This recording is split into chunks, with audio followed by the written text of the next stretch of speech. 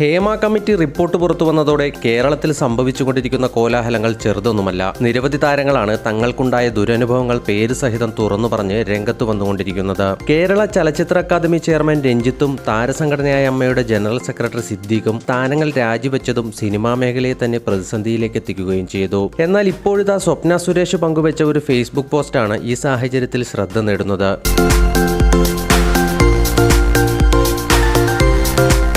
സർക്കാരിനെ ആശ്രയിക്കരുതെന്നും തനിക്കും അത്തരത്തിൽ അനുഭവങ്ങൾ ഉണ്ടായിട്ടുണ്ടെന്നുമാണ് സ്വപ്ന സുരേഷ് പോസ്റ്റിലൂടെ പറയുന്നത്. തെളിവുകളുമായി ഉടൻ എത്തുമെന്നും സ്വപ്ന പറയുന്നുണ്ട്. സ്വർണ്ണക്കടത്തുമായി ബന്ധപ്പെട്ടുണ്ടായ വിവാദങ്ങളിൽ സർക്കാരിനെ പ്രതിസന്ധിയിലാക്കാൻ സ്വപ്ന സുരേഷിന്റെ ആരോപണങ്ങൾ വലിയ തോതിൽ പങ്കുവഹിച്ചിരുന്നു. കേരളക്കരയാകെ ഞെട്ടിക്കുന്ന നിരവധി വെളിപ്പെടുത്തലും സ്വപ്ന സുരേഷ് തെളിവുകളടക്കം വന്നു പുറത്തുവിട്ടിരുന്നു. ഇതിനു പിന്നാലെയാണ് ഹേമ കമ്മിറ്റി റിപ്പോർട്ടിലും സ്വപ്ന സുരേഷ് ശ്രദ്ധ നേടുന്നത്. കേരളത്തിലെ ജനങ്ങളെ, പ്രശസ്തരായ കലാകാരന്മാരെ ദയവായി സർക്കാരിനെ ആശ്രയിക്കരുത്. കാരണം നിങ്ങൾ എപ്പോഴെങ്കിലും 3 കുരങ്ങന്മാരെ കുറിച്ച് കേട്ടിട്ടുണ്ടോ? അന്ധനും ബധിരനും മൂകനും. എനിക്കും അത്തരം അനുഭവങ്ങളുണ്ട്, അല്ലെങ്കിൽ അത്തരം മുന്നേറ്റങ്ങൾ ഞാൻ നേരിട്ടിട്ടുണ്ട്. വസ്തുതകളുമായി ഉടൻ തന്നെ നിങ്ങളുമായി ബന്ധപ്പെടും. ഇത് വെറുമൊരു ലോബിയല്ല എന്നും പറഞ്ഞുകൊണ്ടാണ് സ്വപ്ന സുരേഷിന്റെ ഔദ്യോഗിക ഫേസ്ബുക്ക് പേജിലൂടെ ഇംഗ്ലീഷിലുള്ള കുറിപ്പ് പുറത്തുവിട്ടിരിക്കുന്നത്. വരും ദിവസങ്ങളിൽ മറ്റൊരു വിവാദ ബോംബുമായി സ്വപ്ന സുരേഷ് എത്തിയാൽ മലയാള സിനിമാ ലോകത്ത് തന്നെ വൻ വിവാദങ്ങൾക്കിടയാക്കാനും സാധ്യതയുണ്ട്.